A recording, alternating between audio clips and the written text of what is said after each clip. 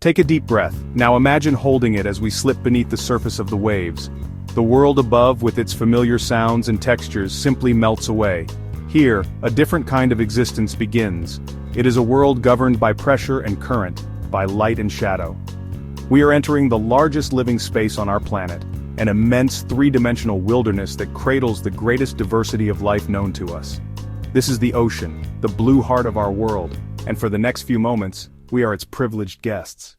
We are now hovering in the sunlit zone, the epipelagic, no deeper than 100 meters. Here, sunlight penetrates with ease, fueling the most vibrant and productive ecosystem in the sea, the coral reef. It is a city built by tiny animals, the coral polyps. Over thousands of years, their collective efforts create colossal structures, visible even from space. This is a world of breathtaking color and frantic activity. Schools of brilliant yellow butterflyfish dart in unison, their movements a synchronized ballet.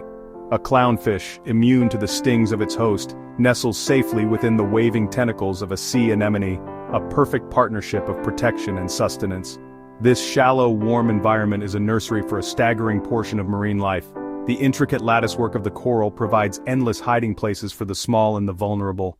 We leave the vibrant coral city behind and continue our descent. The brilliant blues and greens begin to fade, replaced by a deeper, more mysterious indigo. We have now entered the Twilight Zone, or the mesopelagic, stretching from 200 meters down to 1,000. Sunlight struggles to reach these depths.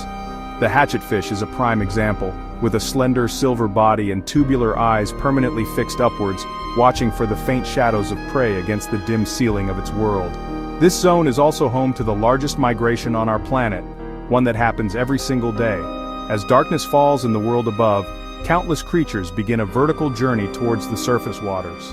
Many animals here have evolved the extraordinary ability to produce their own light through bioluminescence. A comb jelly drifts past, and if startled, it can flash with an electric blue light. We now sink beyond the last vestiges of light, past the 1,000-meter mark. We have arrived in the abyss, the midnight zone. Here, the darkness is absolute, the cold is near freezing, and the pressure is crushing, hundreds of times greater than at the surface. The gulper eel, for instance, is little more than a swimming mouth and stomach, capable of swallowing prey much larger than itself. The anglerfish dangles a fleshy, glowing lure from her forehead, wiggling it to imitate a small squid. An unsuspecting victim is met instead with a cavernous mouth full of needle-sharp teeth. Hydrothermal vents, like underwater geysers, spew superheated, mineral-rich water from beneath the Earth's crust. Giant tube worms with no mouth or gut thrive here, relying on bacteria to convert toxic chemicals into energy. As we ascend from the abyss, we might encounter the largest animal that has ever lived, the blue whale. It is more than 30 meters long and weighs nearly 200 tons. Yet this colossal creature feeds on some of the smallest krill, filtering tons of water through its baleen plates. The great white shark is not a mindless killer, but a highly intelligent and curious animal. Its senses are exquisitely tuned to its environment. Its powerful, streamlined body allows it to ambush seals with breathtaking bursts of speed, launching itself completely out of the water. Throughout the water column, we find the ethereal forms of jellyfish. They are ancient creatures, drifting through the oceans for over 500 million years. The octopus displays a cunning intellect that continues to astonish us. It can solve complex puzzles, open jars, and use tools. Its ability to change skin color and texture for camouflage is unparalleled. The ocean is not just a home for wondrous creatures, it is the life support system for our entire planet.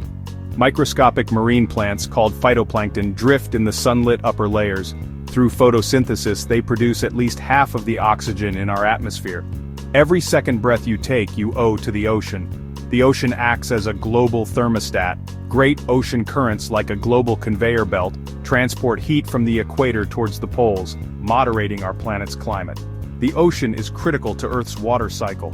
Water evaporates from the surface, forms clouds, and falls as rain and snow, providing fresh water that all terrestrial life depends upon.